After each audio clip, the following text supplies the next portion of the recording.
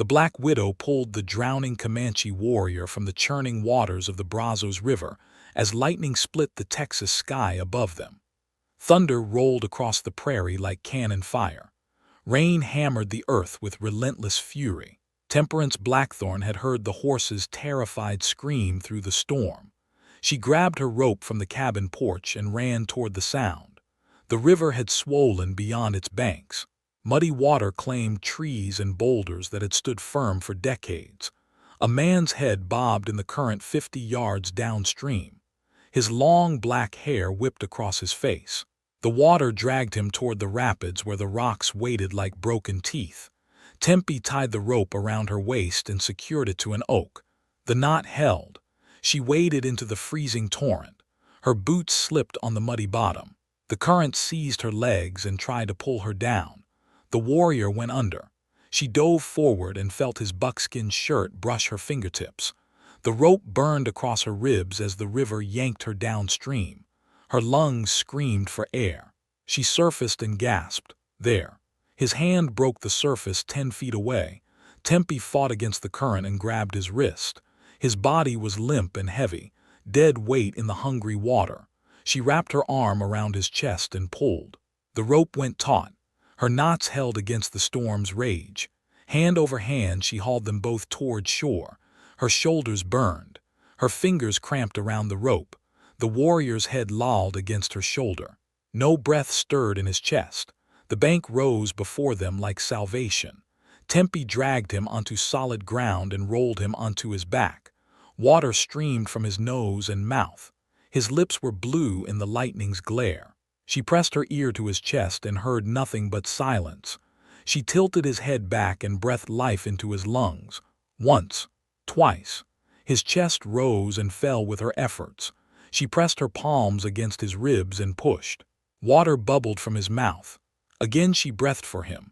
The storm raged overhead, but her world had narrowed to this moment, this breath, this heartbeat that must come.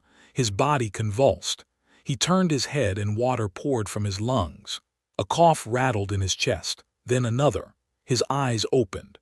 Dark eyes met hers in the lightning's flash. Something passed between them that had no name. Recognition without memory, understanding without words. He tried to speak but only managed a whisper. She leaned closer to hear him over the storm. "Thank you." His voice carried an accent that softened the English words. His eyes studied her face with an intensity that made her breath catch. Not the casual gratitude of a stranger, something deeper, more deliberate. "You saved me." Lightning revealed the strong lines of his face. High cheekbones and a jaw carved from granite. A scar ran along his left temple where some old battle had marked him, but his eyes held gentleness that surprised her. "Can you stand?" He shook his head slightly. Exhaustion weighed on him like stones. The river had taken everything he had to give. Tempe slipped her arm under his shoulders and helped him sit. His buckskin shirt clung to his chest. Muscles corded his arms from years of handling horses and drawing bows. But now he trembled like a newborn colt. "My cabin is close." She helped him to his feet. He swayed against her and she steadied him. Together they stumbled through the rain toward the yellow glow of her windows. Each step was a victory against the storm that had tried to claim them both. Inside her cabin, the fire crackled in the stone hearth. She settled him in the chair closest to the flames and wrapped a blanket around his shoulders. His skin was cold as Winter Creek water. Tempe fetched herbs from her kitchen stores. Willow bark for pain, ginger root for the chill in his bones. She brewed them into tea that steamed in the firelight.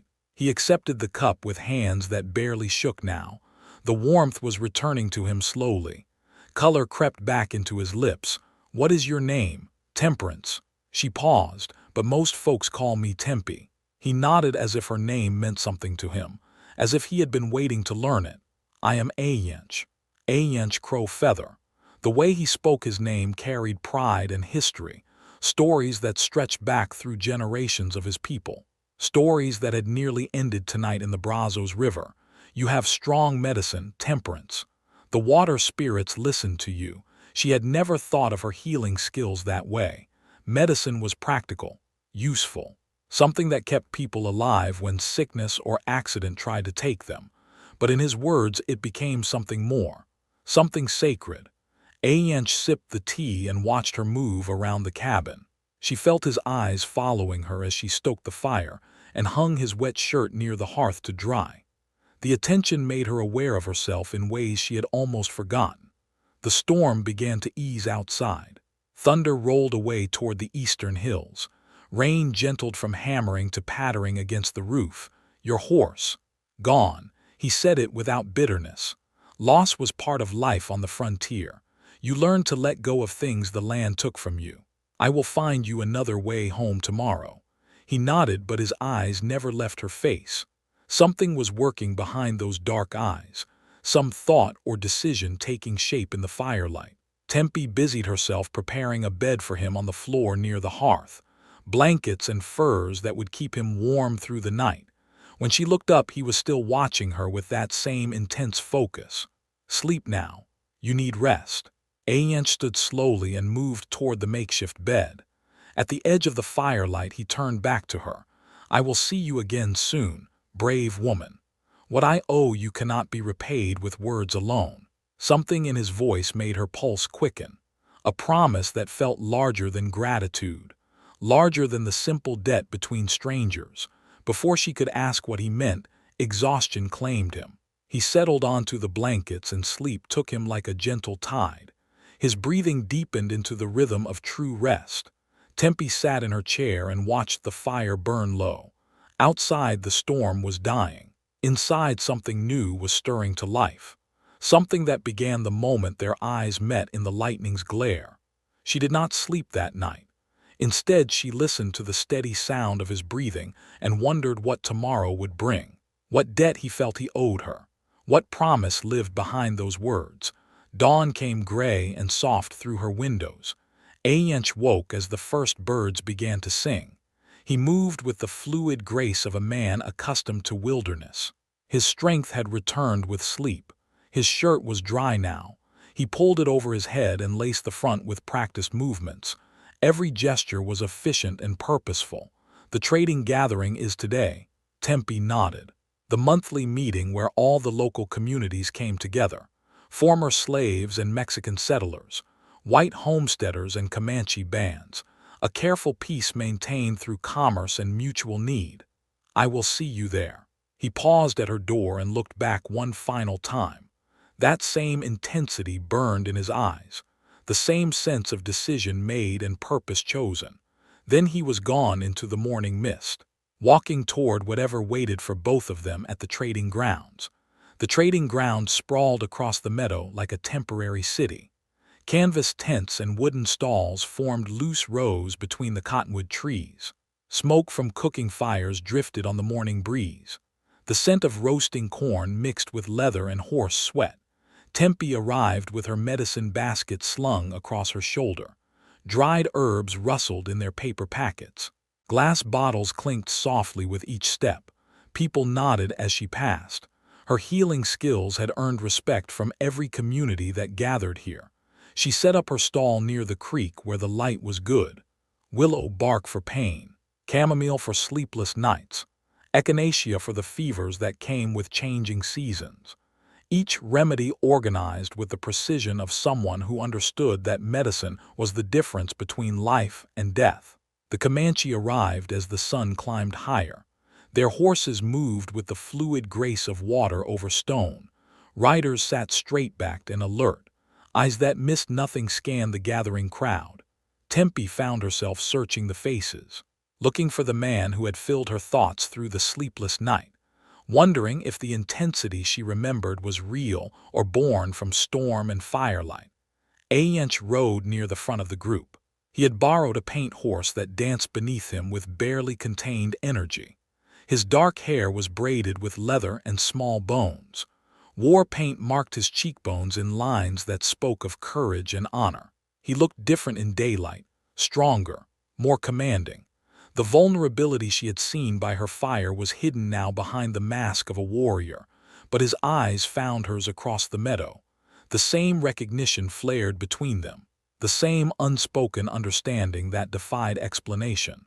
The trading began with ceremony, elder voices speaking words of welcome and peace, pipes shared between community leaders, the careful rituals that kept this fragile harmony intact.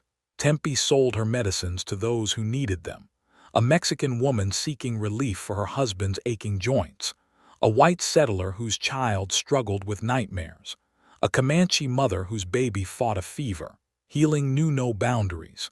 Pain was pain regardless of the color of skin that covered it.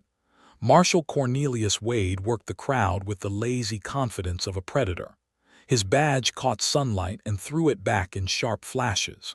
His hand rested on his gun belt with practiced ease, a reminder of the authority he claimed to represent. Wade had been pressing his suit with increasing boldness. Flowers left on her cabin steps, offers to escort her to church services. The kind of attention that felt more like ownership than courtship. Tempe avoided his gaze and focused on her customers, but she felt him watching her, waiting for his moment to approach. The morning wore on. Business was good. Her medicine stocks dwindled as people found what they needed for the weeks ahead. The sun climbed toward its zenith, and shadows shortened to pools beneath the trees. Then the Comanche elders gathered near the central fire. Their voices carried the weight of formal announcement. The crowd quieted and turned to listen. Ayench stepped forward from the circle of warriors. He had stripped off his shirt and painted his chest with symbols that spoke of gratitude and intention. Red earth and white clay marked him as a man making sacred proclamation. His voice carried across the sudden silence. Yesterday, the angry waters tried to claim my life. The river spirits sang death songs in my ears. I was ready to walk the star trail to join my ancestors. He paused and let his words settle into the stillness. But someone commanded those waters to release me. Someone with medicine stronger than the storm. Someone brave enough to risk her own life for a stranger. Tempe felt the weight of every gaze turning toward her. Heat rose in her cheeks, but she could not look away from Ayench. His eyes held hers like an anchor in rushing water. I have seen this woman's courage. I have felt her healing touch. I have been blessed by her generosity. The formal words carried power beyond their simple meaning. This was not casual conversation, but declaration made before witnesses. Sacred and binding. By the customs of my people, I claim the right to court this brave woman, she who commands the waters, she who holds life and death in her gentle hands. Ayench raised his arm and pointed directly at Tempe. Every eye in the gathering followed his gesture. The silence stretched tight between them. I would make Temperance Blackthorn my wife. The words hit the crowd like stones thrown into still water. Ripples of shock and disbelief spread outward. Voices rose in sharp whispers. Heads turned as neighbors sought each other's faces for confirmation of what they had heard. Tempe stood frozen in the sudden storm of attention. Her heart hammered against her ribs. The medicine basket slipped from numb fingers and scattered herbs across the ground at her feet. This was not possible. Not in this place. Not in this time when the lines between communities were drawn in blood and suspicion. Marshal Wade's face darkened like thunderclouds building on the horizon. His hand tightened on his gun belt. The lazy confidence was gone. In its place burned something dangerous and possessive. Preacher Solomon Cross stepped forward from the group of former slaves. His weathered face carried worry lines that had not been there at sunrise. The spiritual leader of Tempe's community understood the danger better than most. Brother Ayench, your words honor our sister Temperance, but such matters require careful consideration, prayer and consultation with wise counsel. His diplomatically chosen words tried to build a bridge over the chasm that had suddenly opened, to give both sides room to step back from this precipice. But Ayench showed no inclination to retreat. He had made his choice and spoken it before witnesses. In his world, such declarations could not be taken back. I do not speak from impulse, respected elder. I have prayed to the spirits and received their blessing. This woman saved my life. Now I would dedicate that life to her protection and happiness. The formal courtesy of his response only emphasized the steel beneath. This was not a young man's infatuation, but a warrior's deliberate decision. Nadua iron will push through the circle of Comanche elders. Ayanch's aunt carried authority that even warriors respected. Her face was carved from granite and showed no mercy for foolish nephews. You shame yourself and your family with this display. Have you forgotten the honor of your first wife so quickly? The words cut deep. Ayanch flinched but did not back down. Grief and guilt warred in his expression before discipline reasserted control. I dishonor no one by choosing to live again, by choosing to love again. My heart has been empty too long. Tempe found her voice at last. The attention felt like sunlight focused through glass, burning and impossible to ignore. I need time to consider this offer. It honors me, but such decisions cannot be made in haste. Relief flickered across several faces in the crowd, a reasonable response that offered everyone a chance to step back from the brink. Ayanch nodded with the grave courtesy he had shown since the beginning. I will wait for your answer, Temperance Blackthorn. Take what time you need. My intention will not change, but the damage was done. Lines had been drawn that could not be erased, sides chosen that would not be easily abandoned. Marshal Wade pushed through the crowd with the determined stride of a man whose authority had been challenged. His boots scattered Tempe's fallen herbs like worthless weeds. Miss Blackthorn, I think we should discuss this matter privately. There are considerations that need to be addressed before any rash decisions are made. The threat in his voice was barely concealed. Tempe saw the trap closing around her with crystal clarity. Wade would not let another man claim what he considered his prize. Not here, Marshal. Not now. She gathered her scattered medicines with hands that barely trembled. Dignity was armor against the stares and whispers that followed her movements. The crowd began to disperse slowly. The easy commerce of the morning was forgotten. People huddled in small groups and spoke in voices too low to carry. The careful peace that governed these gatherings had cracked down the middle. Tempe walked toward her horse with measured steps. Every instinct screamed at her to run, but she would not give them that satisfaction. Behind her she felt the weight of watching eyes, measuring her, judging her, waiting to see what choice she would make. At the edge of the meadow she paused and looked back. Ayanch stood where she had left him, still painted for ceremony, still proud despite the storm his words had unleashed. Their eyes met one last time across the distance. In his gaze she saw patience and determination, the quiet strength of a man who had chosen his path and would not be turned from it. But she also saw the price they would both pay, the communities that had been split by his declaration, the careful balance that had been shattered by their connection. As she rode home through the afternoon heat, 3 impossible choices crystallized in her mind. Accept Ayanch and watch both their worlds burn. Marry Wade for protection and lose her soul. Or flee into the wilderness and abandon the only home she had ever known. Behind her, the trading ground emptied slowly. But the words spoken there would echo through every cabin and campfire for miles around. Choices had been made that could not be unmade. Hearts had been revealed that could not be hidden again. The wind carried dust across the empty meadow. By evening only the ashes of cooking fires remained. But the consequences of this day would smolder long after the last ember died. 3 days passed before Ayanch appeared at Tempe's cabin. She was grinding willow bark in her mortar when his shadow fell across her doorway. No horse, no ceremony, just a man standing patient as stone in the morning light. He carried wildflowers in his calloused hands, prairie roses and Indian paintbrush gathered from the meadows beyond the settlement. Their petals held dewdrops that caught the sun and threw back tiny rainbows. For your healing garden. She accepted the flowers and felt their fragile stems against her palms. Beauty offered without expectation, a gesture that spoke of understanding rather than possession. They are lovely. He nodded toward the broken shutter that hung crooked beside her window. Storm damage from the night they met. Wood warped and split where the wind had torn it loose. I could repair that. She studied his face for signs of calculation. Men often offered help as payment for future favors, but his eyes held only genuine desire to be useful. I would appreciate that. Ayench worked with the focused precision of someone raised to value craftsmanship.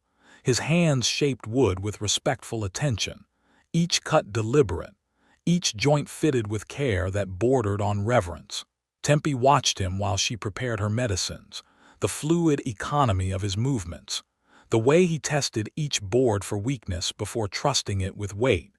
Building things to last was a form of prayer among his people.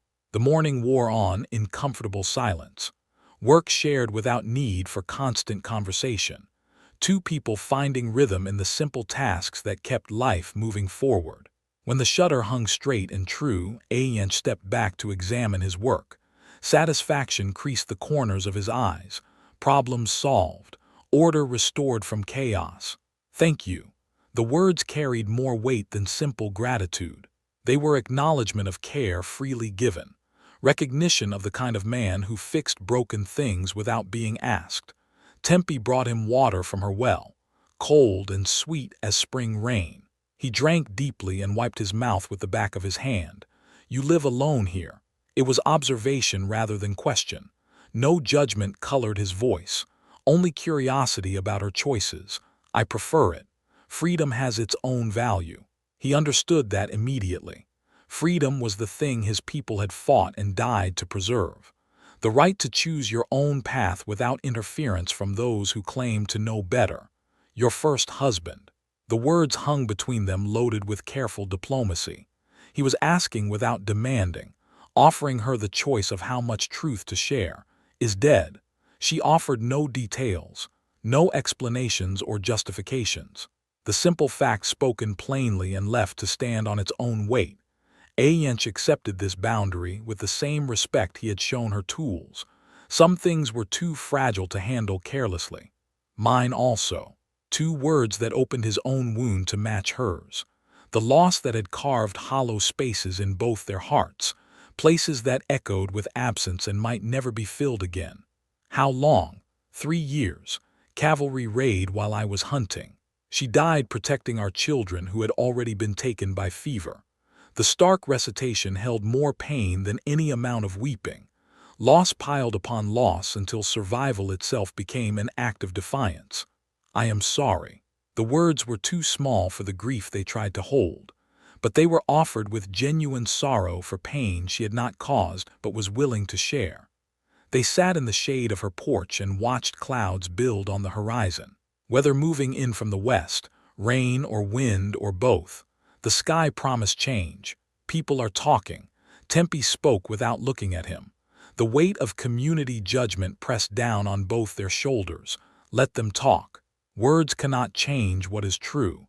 His certainty was a rock in shifting sand, something solid to cling to when everything else felt unstable. Marshal Wade came yesterday.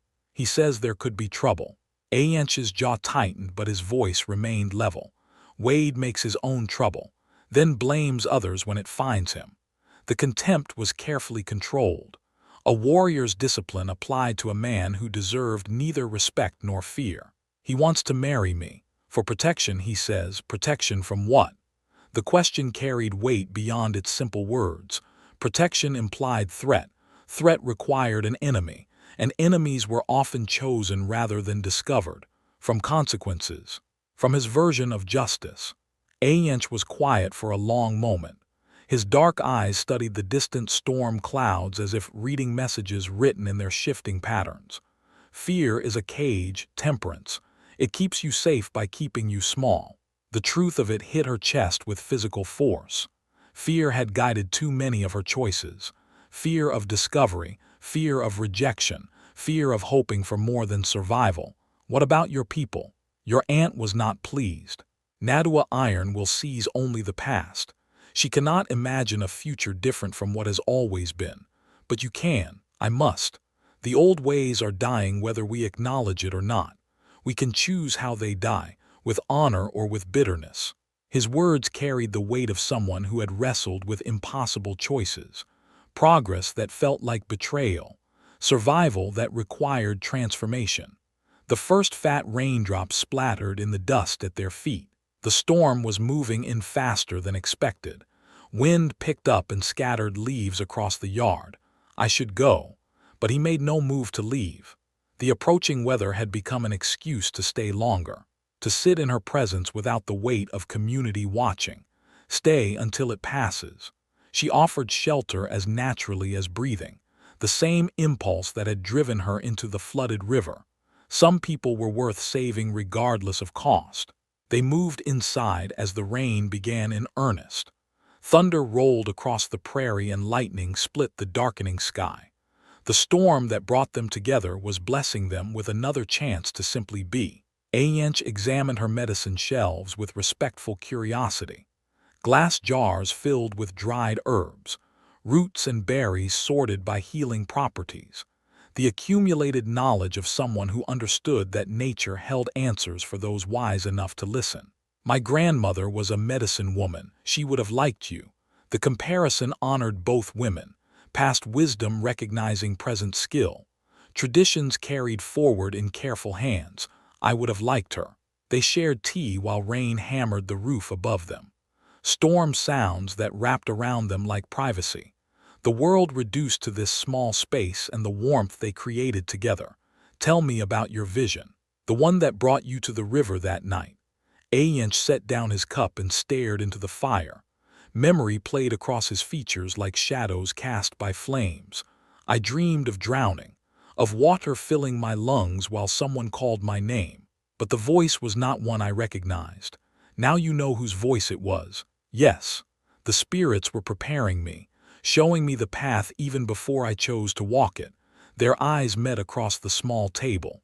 Lightning flickered outside the windows, but the real illumination came from understanding shared between two people who had found each other against impossible odds.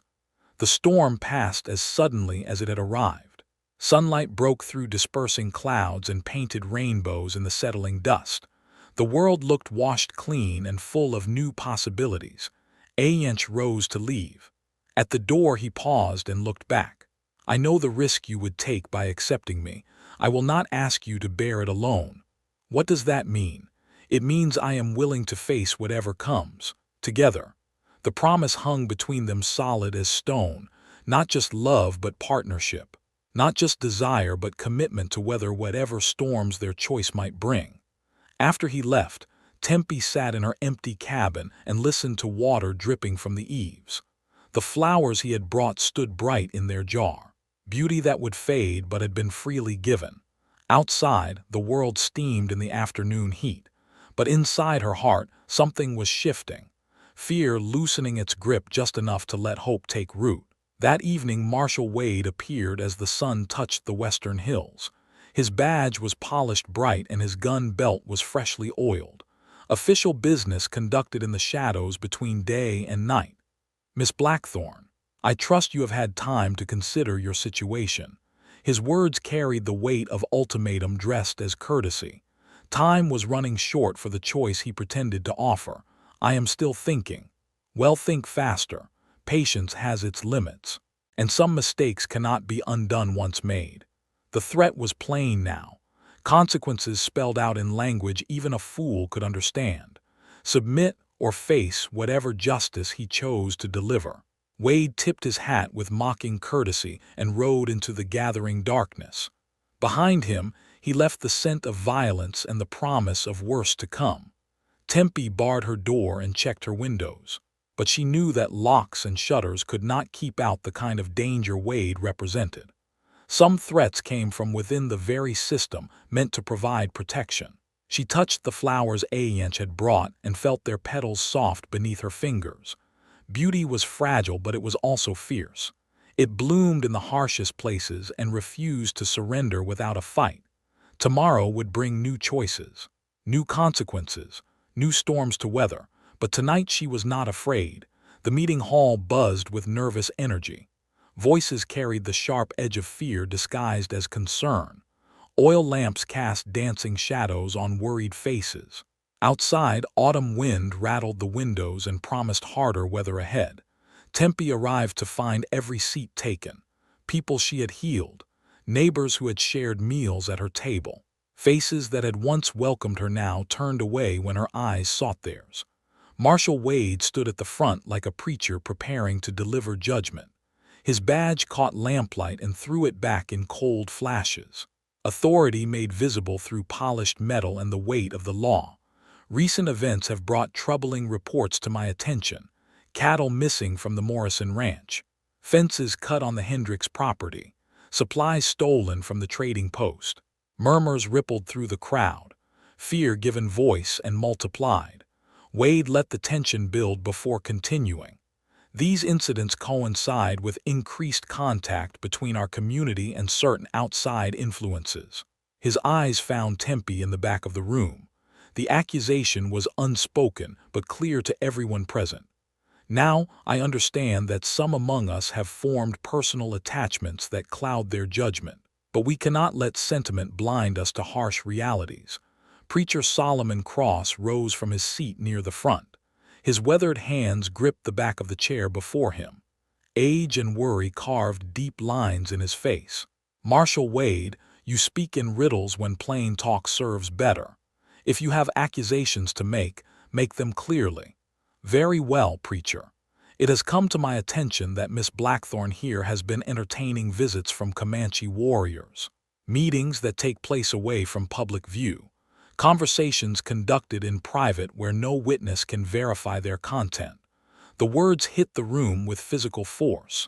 Heads turned toward Tempe like iron filings drawn to a magnet. She felt the weight of their stares but kept her spine straight and her eyes forward.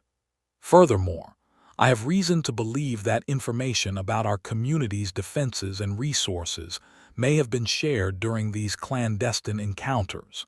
The lie was beautifully constructed, truth mixed with suggestion until fact and fiction became impossible to separate. Wade was a master of his craft. That is a serious accusation, Marshal. What evidence supports such claims? Solomon's voice carried the authority of spiritual leadership. He would not let these charges stand without proof. Evidence is what I am gathering, preacher, but patterns speak loudly to those willing to listen. Missing cattle, cut fences, and a woman who suddenly finds herself the object of savage attention. Tempe stood slowly, every eye in the room fixed on her movement. The silence stretched tight as bowstring between them. I have never betrayed this community's trust. My healing work speaks for itself.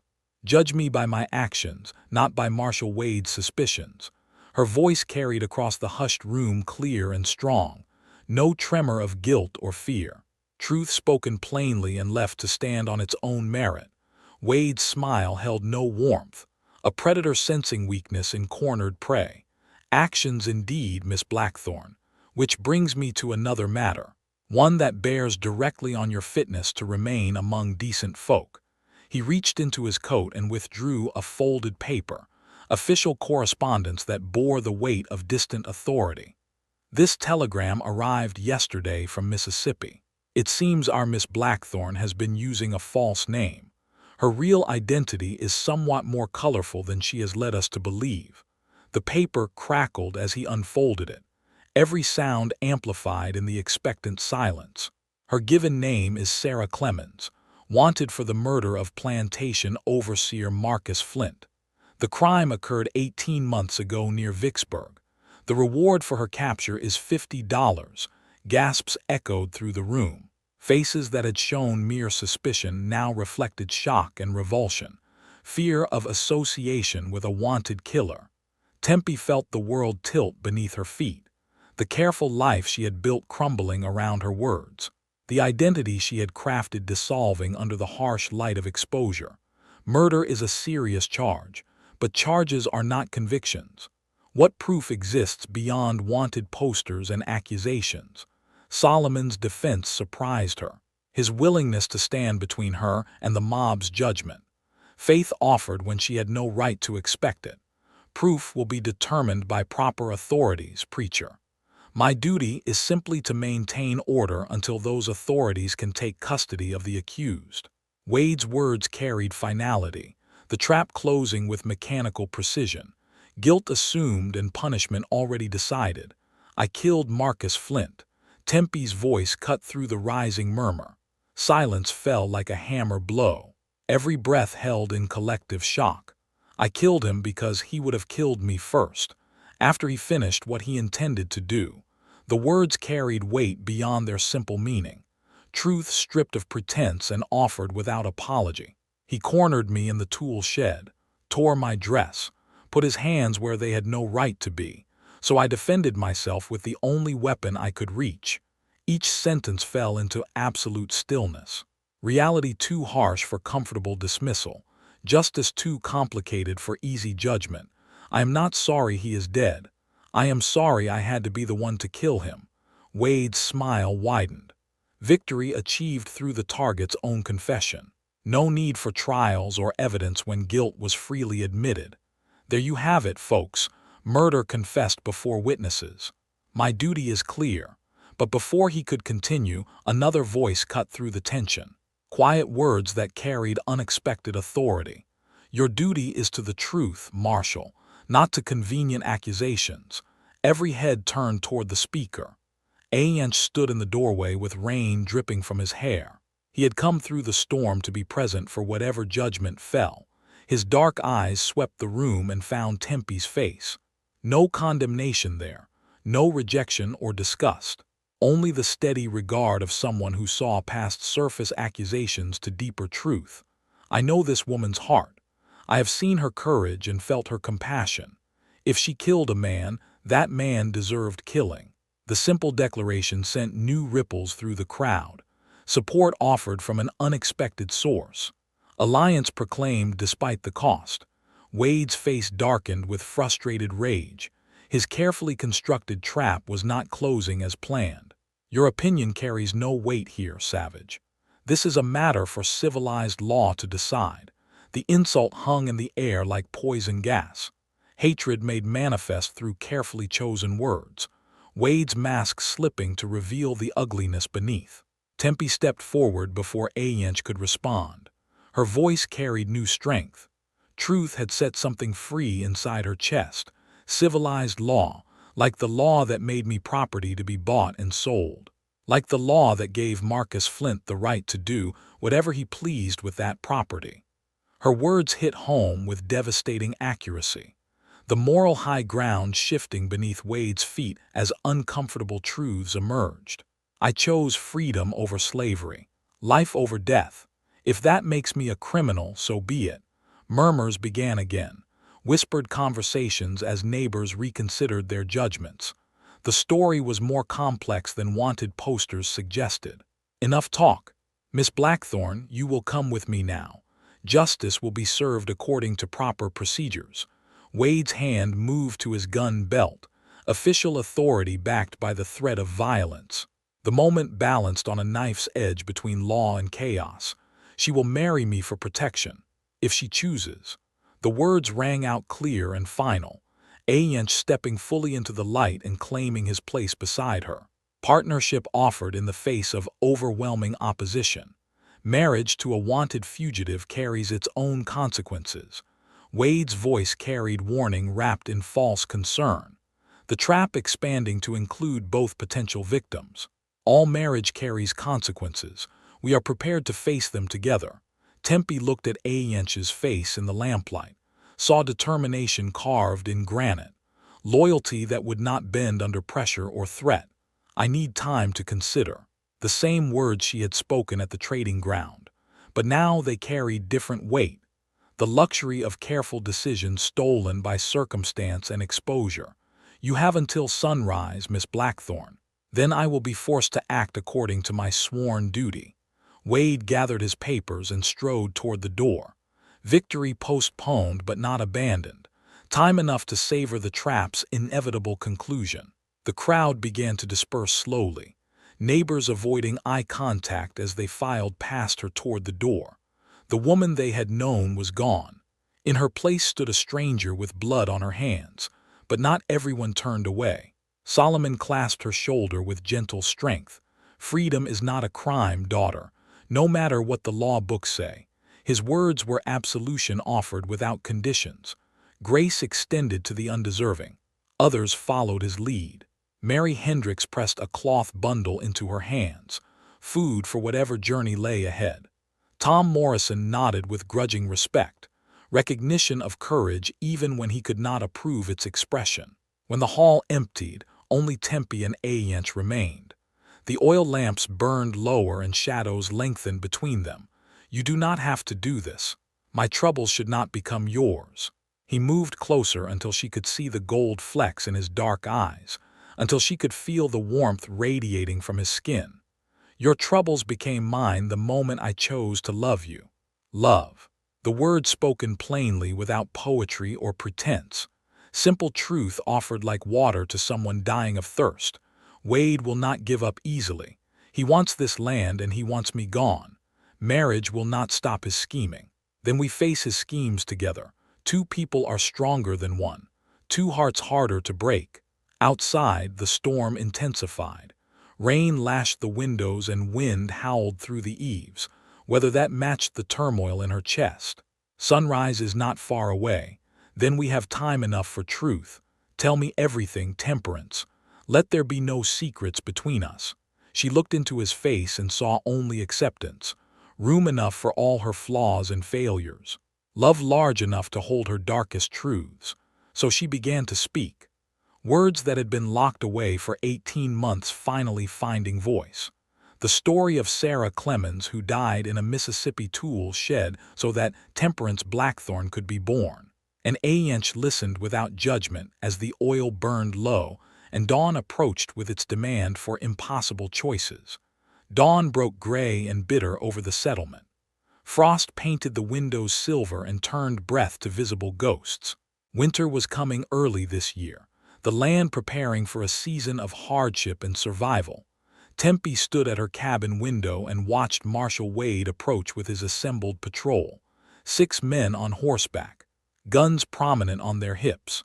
Authority made manifest through numbers and the promise of violence. Behind them rode Preacher Solomon Cross and several members of her community. Their faces carried the weight of impossible choices. Supporting her meant defying the law. Abandoning her meant abandoning their principles. From the east came another group. Ayench rode at their head with his Aunt Nadua Iron Will beside him. Comanche warriors in full regalia, war paint and eagle feathers. Ancient symbols of strength meeting modern threats.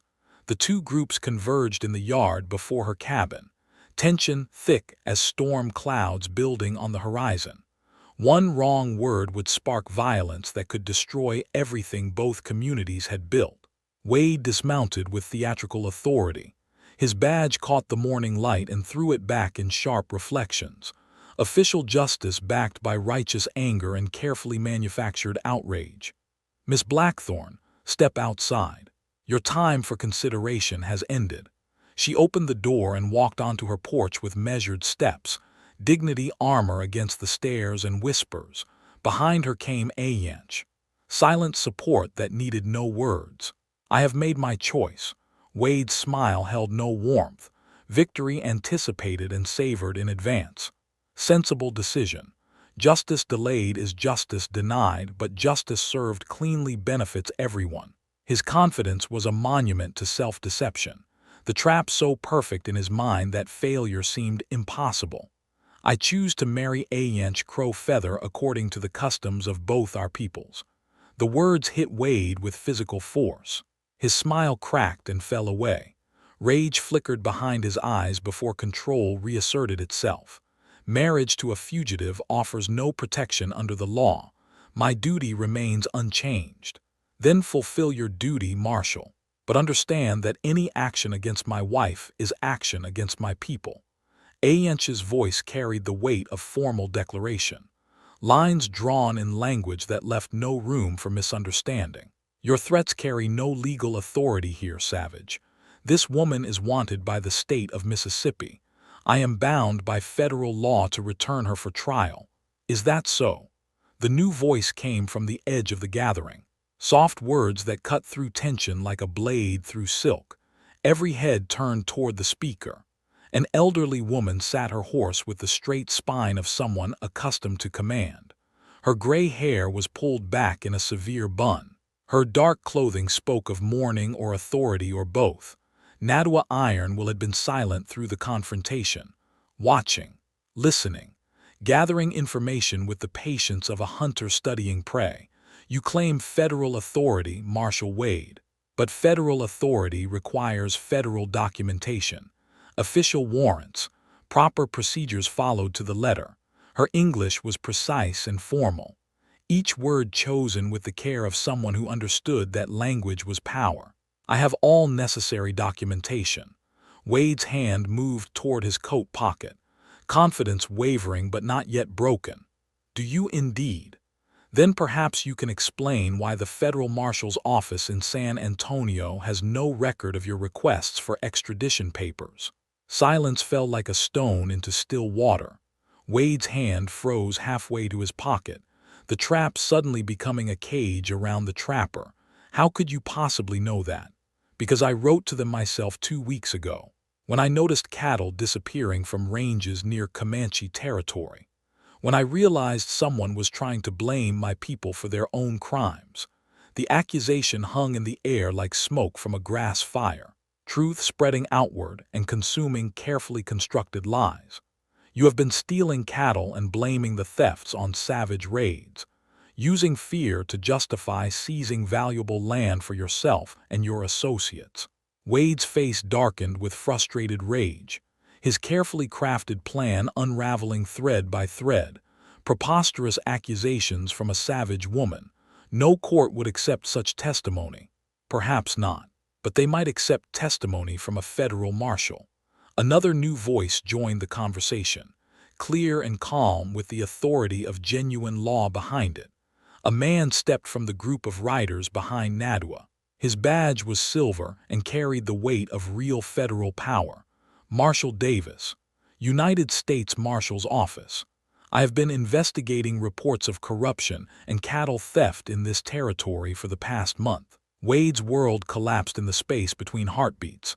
Real authority facing false. True law confronting manufactured justice. During that investigation, I discovered some interesting facts about your operation, Wade. Bills of sale for cattle that disappeared from other men's ranges. Land deeds filed under false names. A pattern of theft disguised as law enforcement. The patrol members began looking at each other with dawning understanding.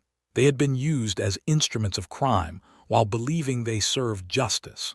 Furthermore, I found no record of any request for extradition papers regarding Sarah Clemens or any other fugitive. Your authority to arrest this woman never existed. Wade's hand dropped toward his gun, desperation making him dangerous as a cornered wolf. But Ayench was faster. His own weapon appeared with fluid grace. I would not recommend that course of action. The moment balanced on a knife's edge. Violence one heartbeat away from consuming everything in its path. Instead, Wade's shoulders sagged in defeat. The fight went out of him all at once. A man watching his kingdom crumble to dust. Federal Marshal Davis stepped forward with iron shackles gleaming in the morning light. Cornelius Wade, you are under arrest for cattle theft, fraud, and abuse of authority. You have the right to remain silent. The shackles clicked shut around Wade's wrists. Justice served at last to the man who had perverted it for personal gain. As Wade was led away, the tension began to drain from the gathered crowd. Crisis averted through truth revealed at the crucial moment. Tempe felt Ayench's hand slip into hers, warm fingers interlacing with her own. Partnership made tangible through simple touch. The immediate danger was past, but questions remained hanging in the morning air. Trust broken would need rebuilding.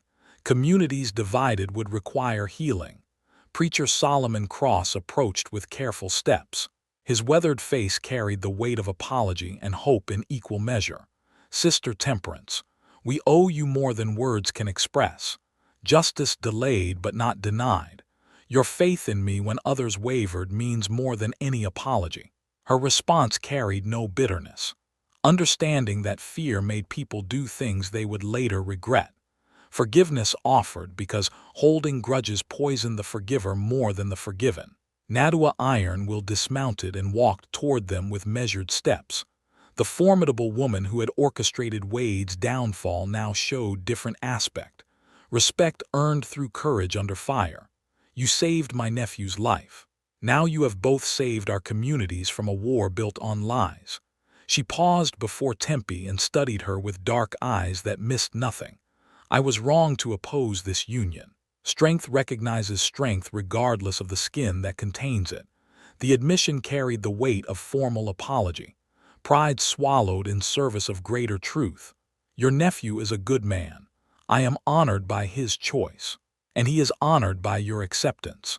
The ritual of acknowledgement complete. Barriers lowered and bridges built through mutual recognition of worth.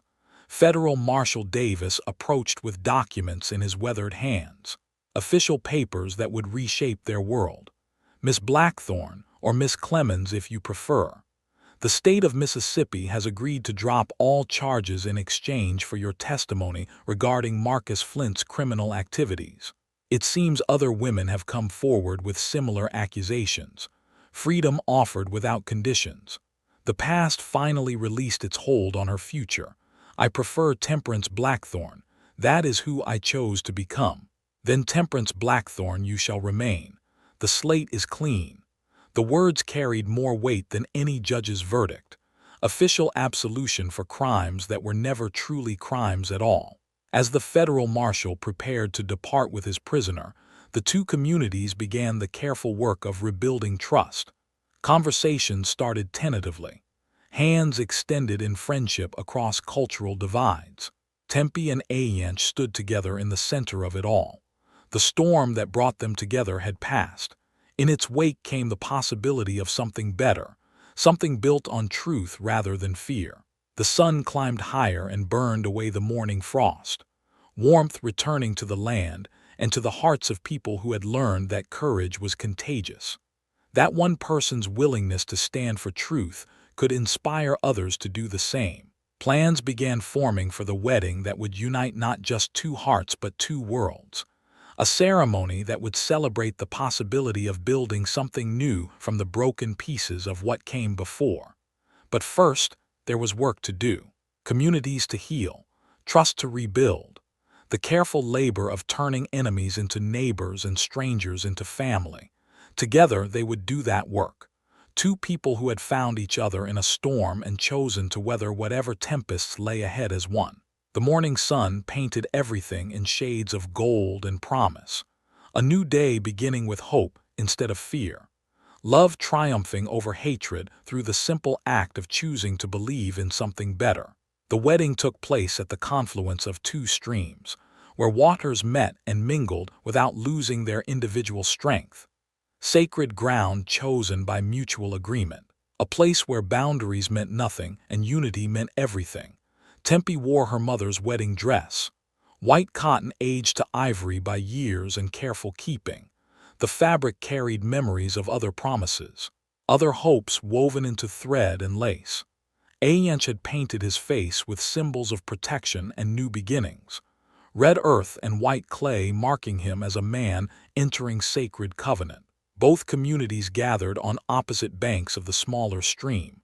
African-American families on the south side, Comanche bands on the north, the water between them reflecting sky and clouds, a mirror showing not division but doubled beauty. Preacher Solomon Cross stood knee-deep in the flowing water, his weathered Bible held high against his chest.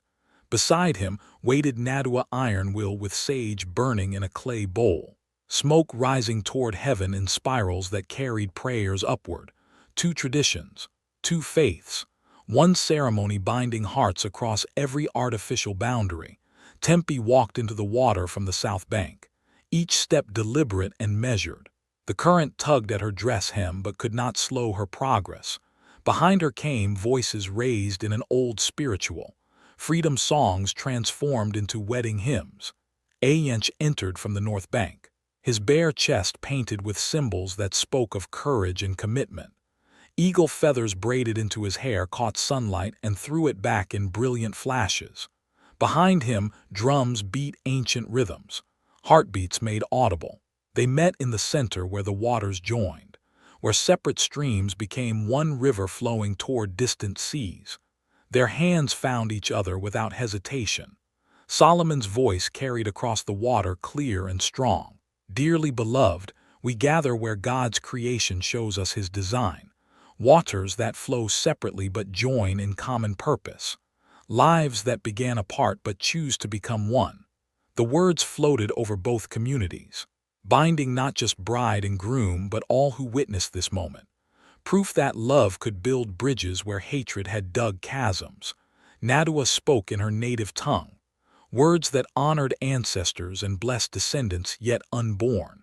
The sage smoke wrapped around the couple and carried their vows to spirits watching from the other side.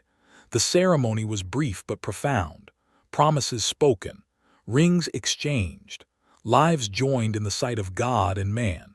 When Solomon pronounced them husband and wife, both banks erupted in celebration. But the real transformation came in the feast that followed. Tables appeared on both sides of the stream, food prepared by hands from every community, cornbread and venison, wild rice and honey cakes, flavors blending across cultural lines, sustenance shared without reservation. Children were the first to cross the water, curiosity stronger than any learned prejudice. They splashed through the shallow current and discovered that games translated across language barriers. Laughter needed no interpretation. Adults followed more slowly, tentative conversations that grew bolder with each successful exchange. Shared stories of hardship and survival, common ground discovered beneath surface differences. Mary Hendricks taught Comanche women her technique for preserving fruit. They showed her how to tan hides until they felt soft as silk. Knowledge flowing both directions, wisdom enhanced through sharing. Tom Morrison compared horse breeding methods with Comanche trainers, found they had more similarities than differences. Pride in fine animals transcending tribal loyalties. As evening approached, the celebration evolved into something unprecedented. Dancing that combined African rhythms with native steps, songs that blended English words with Comanche melodies, culture creating itself in real time through joyful fusion. Tempe and Ayench sat together on a blanket spread beside the water, watching their two worlds become one world. The impossible made manifest through the simple act of choosing love over fear. A month later, they opened their trading post at the confluence. The building rose where the ceremony had taken place, walls that welcomed everyone regardless of origin or appearance, neutral ground where commerce flourished without prejudice. Tempe's healing practice expanded beyond anything she had imagined. People traveled from distant settlements seeking her medicines and her wisdom. She trained apprentices from both communities. Knowledge passed forward to willing hands. Ayench managed the trading side. His diplomatic skills and reputation for fairness drew customers from across the territory. The post became a meeting place, a center where different peoples could interact safely. Federal Marshal Davis stopped by regularly during his rounds. The arrest of Wade had exposed a larger network of corruption. Justice was slow but persistent, truth eventually finding its way to light. Letters arrived from Mississippi. Other women had found the courage to speak against Marcus Flint's associates. A system of abuse was crumbling under the weight of accumulated testimony. Tempe's survival had given others permission to survive as well.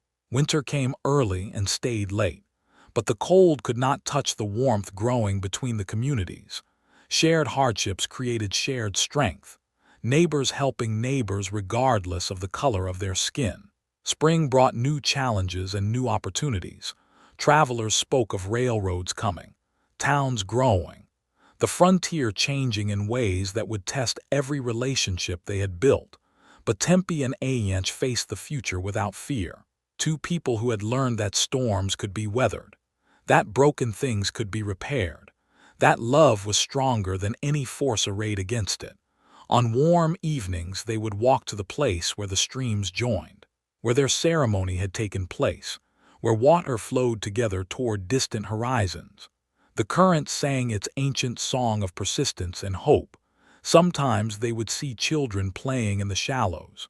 Brown faces and pale ones mingled without thought, the future taking shape in small hands and laughing voices. Proof that change was not only possible but inevitable. Tempe had discarded the name Sarah Clemens completely. That frightened girl who had killed in desperation was gone. In her place stood a woman who had chosen her own identity, her own destiny, her own definition of freedom. Ayench spoke often of dreams where his first wife smiled and gave her blessing, the dead releasing their hold on the living, permission granted to build new happiness on foundations of remembered love. Their own children would come in time, sons and daughters who would know both worlds as home, who would speak multiple languages and honor multiple traditions, living bridges between present and future. But for now, it was enough to stand together at the water's edge, to watch the streams join and separate and join again, to know that they had chosen correctly when choice seemed impossible. The Black Widow had pulled the drowning warrior from the flood, but in saving him, she had saved herself. In choosing each other, they had chosen a path toward something better, something built on hope instead of fear. The water flowed past their feet carrying stories toward the sea, stories of courage and love, of communities learning to see past surface differences to deeper truths, of two hearts that had found each other in the storm and refused to let go.